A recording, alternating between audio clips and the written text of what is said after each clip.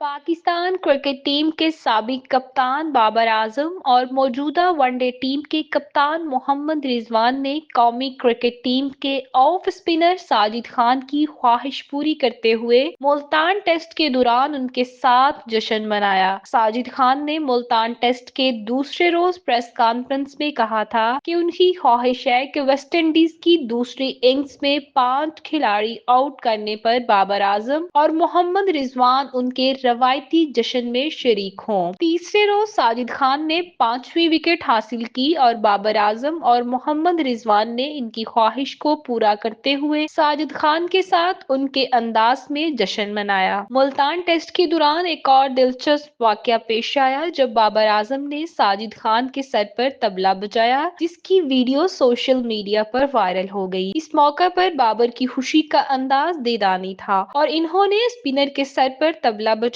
اس دوران ساجد خان نے دوسری اننگز میں لنچ بریک تک 4 ویسٹ انڈیز کھلاڑیوں کو آؤٹ کیا تھا۔ ان کے ایک شاندار کارنامے پر ساتھی کھلاڑیوں نے انہیں بھرپور انداز میں سراہا اور بابر اعظم کی خوشی کا اظہار دیکھنے کے لائق تھا۔ تاہم سوشل میڈیا پر ایک صارف نے بابر اعظم کو تنقید کا نشانہ بنایا اور کہا کہ بابر اعظم دونوں اننگز میں ناکام رہے اور انہیں چیئر لیڈر بننے کی بجائے اپنی بیٹنگ پر توجہ دینی چاہیے۔